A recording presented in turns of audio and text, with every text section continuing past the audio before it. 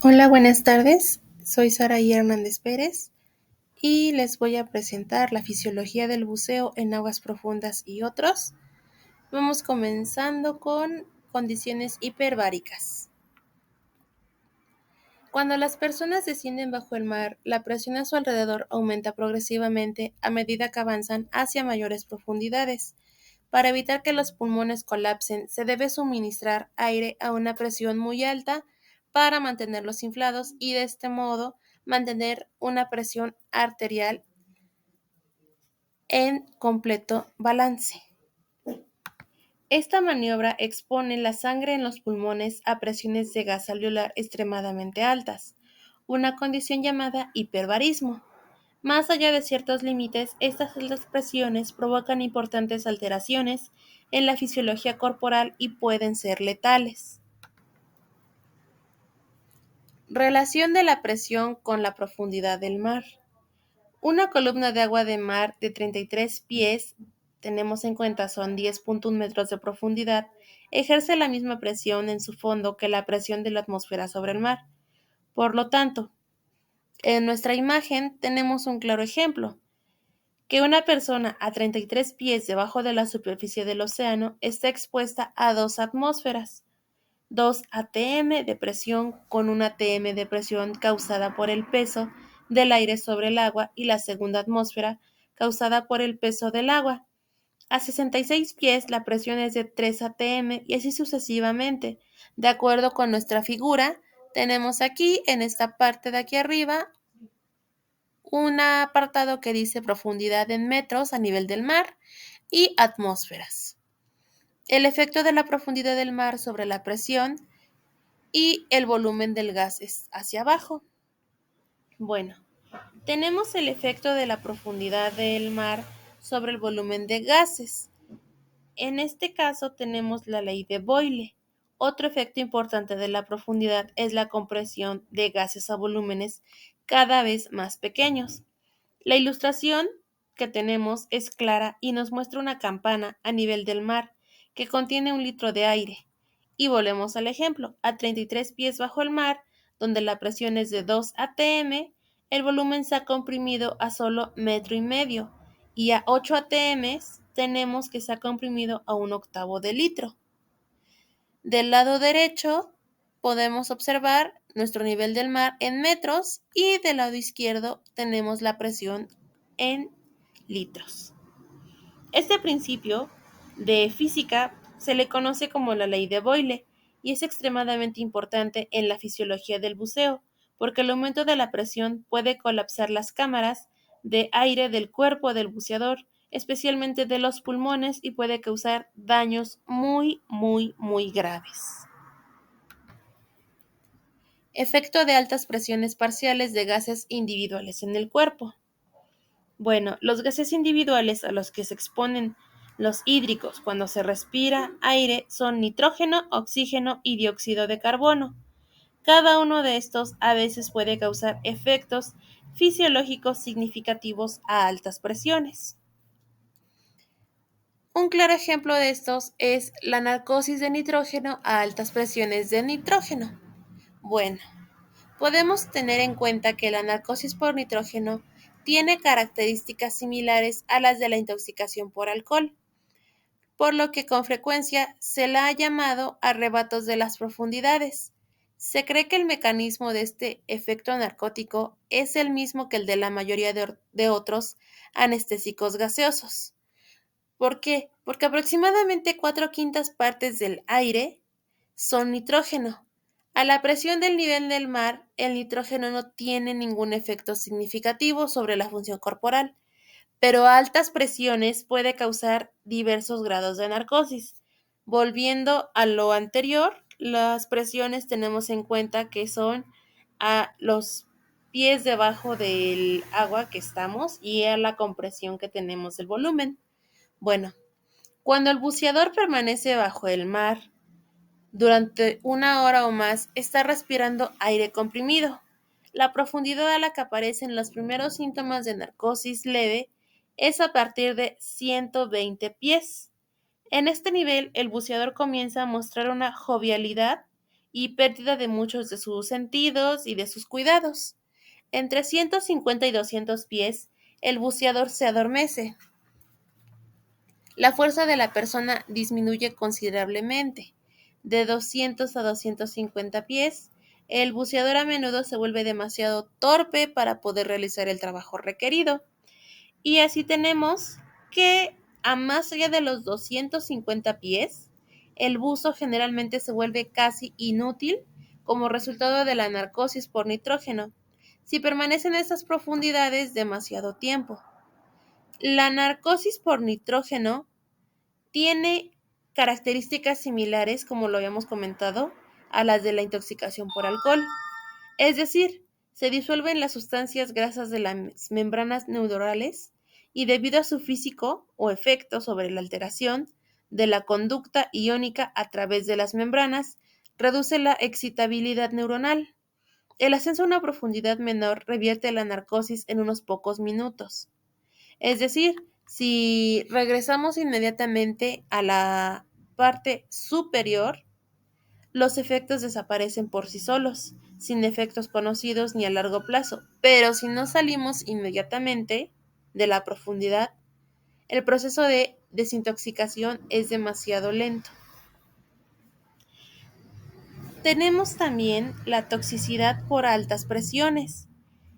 Aquí tenemos que el efecto de la presión de oxígeno alto en el transporte de oxígeno en la sangre puede ser muy significativo, ya que en la sangre, cuando la sangre se eleva por encima de los 100 milímetros de mercurio, la cantidad de oxígeno disuelto en el agua de la sangre aumenta notablemente. Tenemos nuevamente una imagen de la cantidad de oxígeno disuelto en el líquido de la sangre en combinación con la hemoglobina a valores de los porcentajes de oxígeno muy elevados. Y tenemos una curva de disociación de oxígeno-hemoglobina.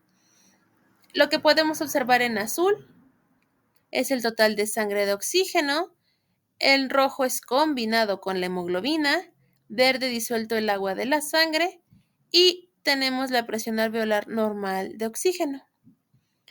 Bueno, tenemos en porcentajes y volúmenes. Aquí tenemos que, teniendo en cuenta que el rango normal es de 120, casi nada del total de oxígeno en la sangre se explica disuelto.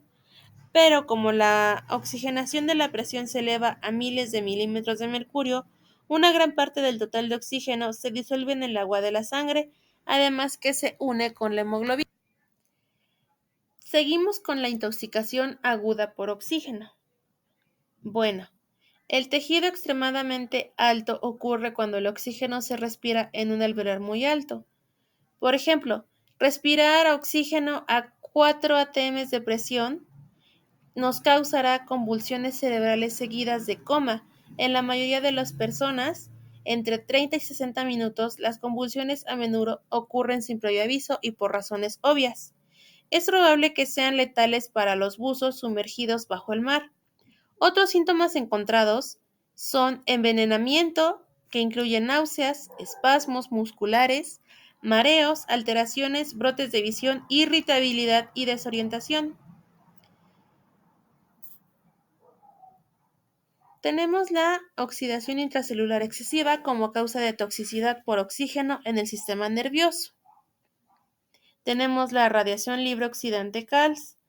Tiene poca capacidad de oxidar otros compuestos químicos. En cambio, primero debe convertirse en una forma activa de oxígeno. Debemos saber que hay varias formas de oxígeno activo llamadas radicales libres de oxígeno. Una de las más importantes es el superóxido radical libre y el otro es el peróxido en forma de hidrógeno peróxido. Incluso cuando en el tejido del porcentaje de oxígeno es normal, hay pequeñas cantidades de radicales libres. Estos radicales libres contienen peroxidasas, catalasas y superóxido dimustasas. Por lo tanto, siempre que la hemoglobina, como mecanismo de amortiguador, mantiene un tejido normal. Las cantidades de radicales libres oxidantes literalmente inundan los sistemas enzimáticos diseñados para eliminarlos, y ahora pueden tener serios efectos destructivos e efectos letales en las células. Uno de los principales efectos que tiene este mismo es oxidar los ácidos grasos poliinsaturados, que son componentes esenciales de muchas de las membranas celulares. Otro efecto es oxidar algunas de las enzimas celulares, dañando así severamente los sistemas metabólicos celulares. Los tejidos nerviosos son especialmente susceptibles a su alto contenido de lípidos. Por lo tanto, la mayoría de los efectos letales agudos de la intoxicación aguda de oxígeno, la toxicidad es causada por una disfunción cerebral. Tenemos la intoxicación crónica por oxígeno, que esta causa discapacidad pulmonar. Como nunca después de unas 12 horas de un ATM por exposición, se pueden causar diferentes daños en los conductos pulmonares, como edemas y atelectasia. La razón de estos efectos son casi inexplicables, porque pueden llevarse tan solamente a un ATM de profundidad. Tenemos también la toxicidad por dióxido de carbono a grandes profundidades del mar.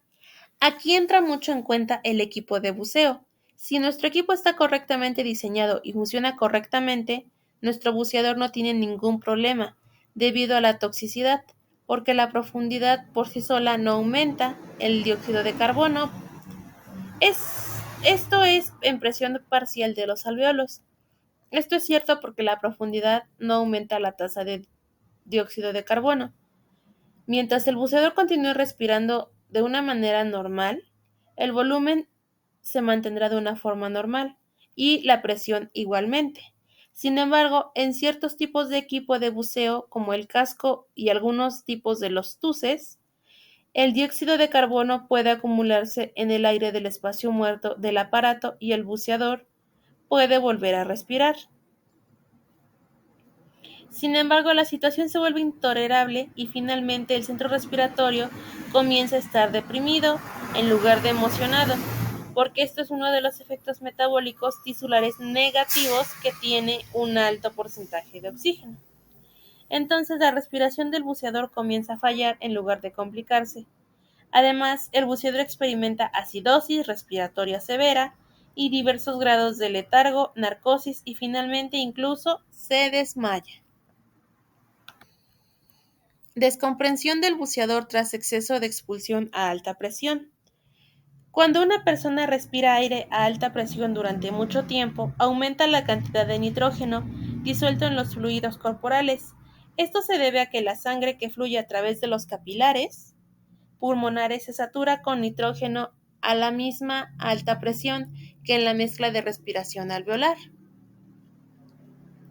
Y durante varias horas más se transporta suficiente oxígeno a todos los tejidos del cuerpo para igualar la presión de nitrógeno en el aire de respiración. Debido a que nuestro cuerpo no metaboliza el nitrógeno, permanece disuelto en todos los tejidos corporales, hasta que la presión de nitrógeno de los pulmones se reduce a un nivel más bajo, momento en que el nitrógeno puede eliminarse mediante el proceso respiratorio inverso. Entonces, tenemos esta eliminación que suele tardar horas en producirse y es la fuente de múltiples problemas denominados colectivamente malestar de descomprensión.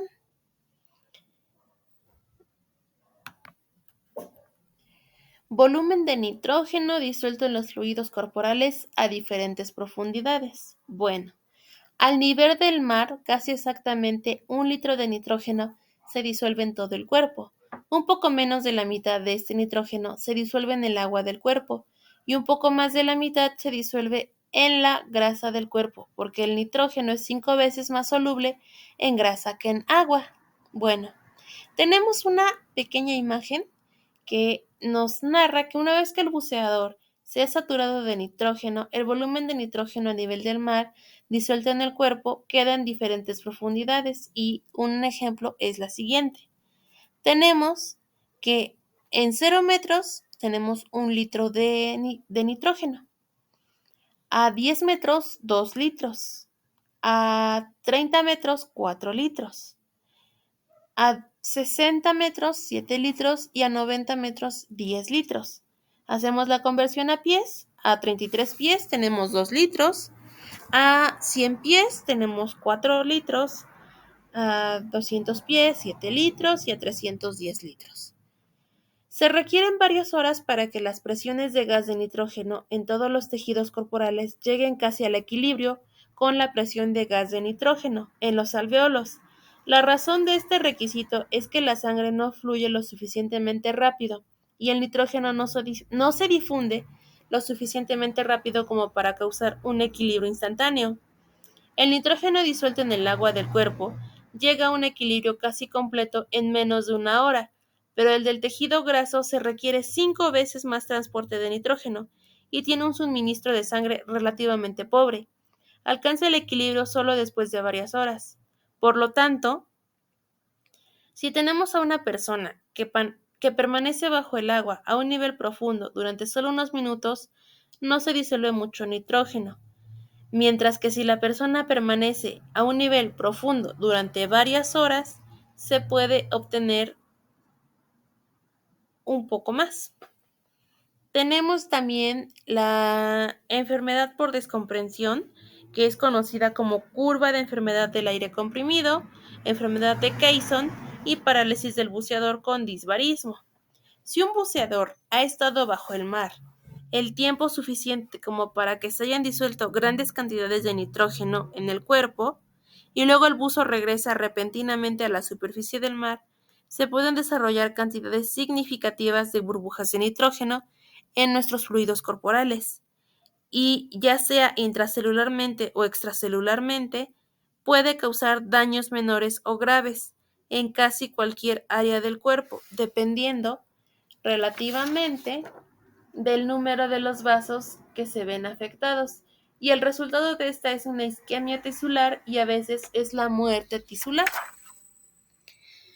Pues en la mayoría de las personas con enfermedades por descomprensión, los síntomas son dolor en las articulaciones y los músculos de las piernas y los brazos. Esto afecta aproximadamente al 85 y 90% de las personas que experimentan una enfermedad por descomprensión. El dolor articular explica el término curvas, que a menudo se aplica a esta afección. Entre el 5 y el 10% de las personas con esta enfermedad, que es la enfermedad de descomprensión, se presentan síntomas del sistema nervioso, que van desde mareos, aproximadamente un 5%, hasta parálisis o colapso e inconsciencia. La parálisis puede ser temporal, pero en algunos casos hay daños permanentes. Por último, un 2% aproximadamente de las personas experimentan estrangulamientos causados por cantidades masivas de microburbujas que obstruyen los capilares de los pulmones. Esta afección se caracteriza por una grave dificultad para respirar, a menudo seguida de un edema pulmonar severo y en ocasiones la muerte. Tenemos también que los síntomas de esta enfermedad son causados por burbujas de gas que bloquean precisamente los vasos sanguíneos en diferentes tejidos. En un principio solo los vasos más pequeños están bloqueados, pero a medida que las burbujas se fusionan, se hacen progresivamente más grandes. Tenemos una imagen que nos habla de la presión en el exterior del cuerpo.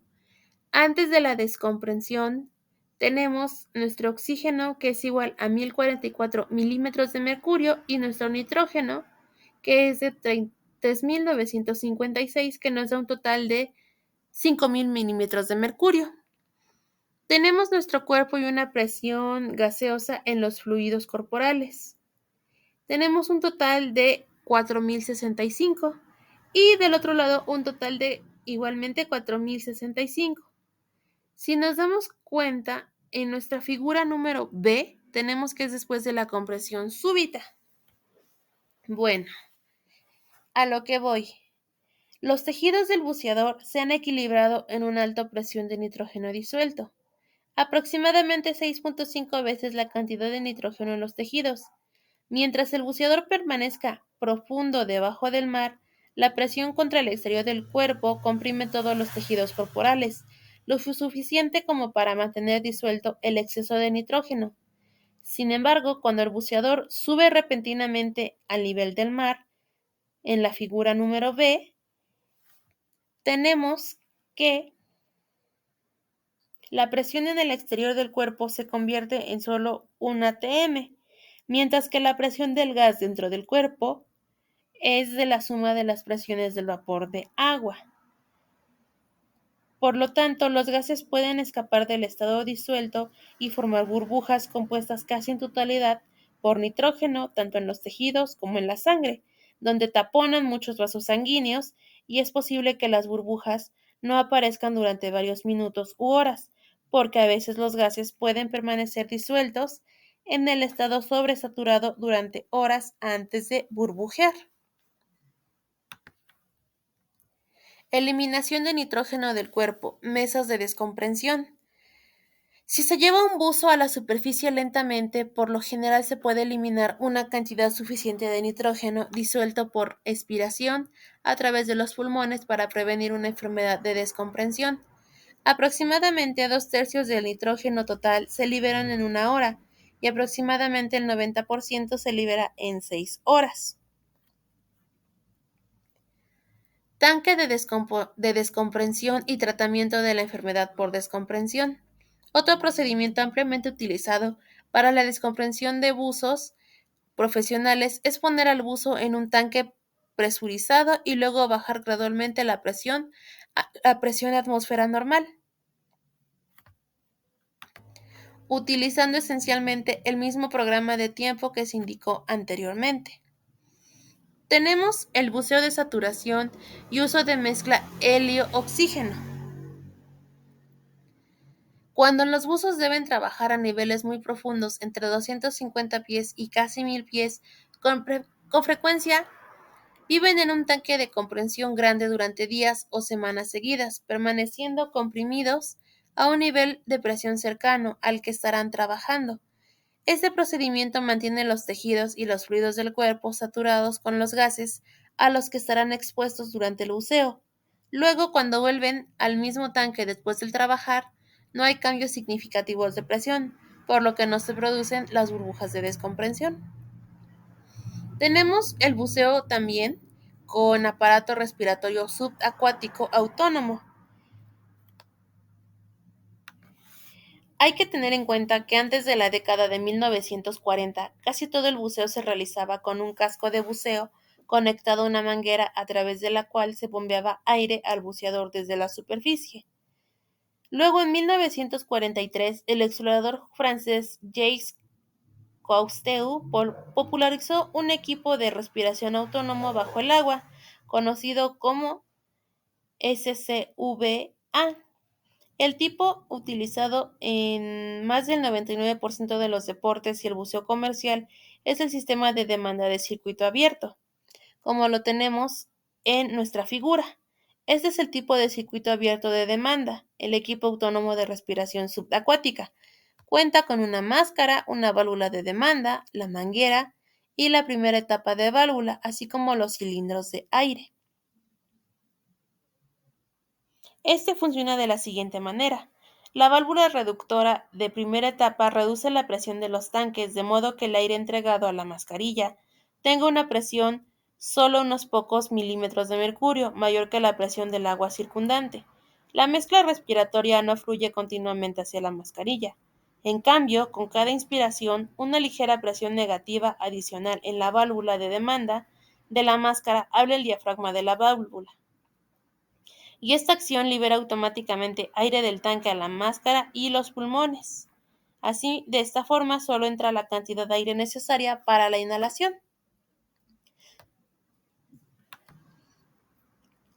El problema más importante de este equipo es la cantidad limitada de tiempo que un buceador puede mantenerse debajo del agua. De la superficie del agua, en este caso, solo son posibles unos minutos a una profundidad de 200 pies. La razón de esta limitación es que se requiere un gran flujo de aire en los tanques para lavar. El dióxido de carbono de los pulmones, cuanto mayor es la profundidad, mayor es el flujo de aire en términos de cantidad de aire por minuto, porque el volumen se ha comprimido en tamaños pequeños.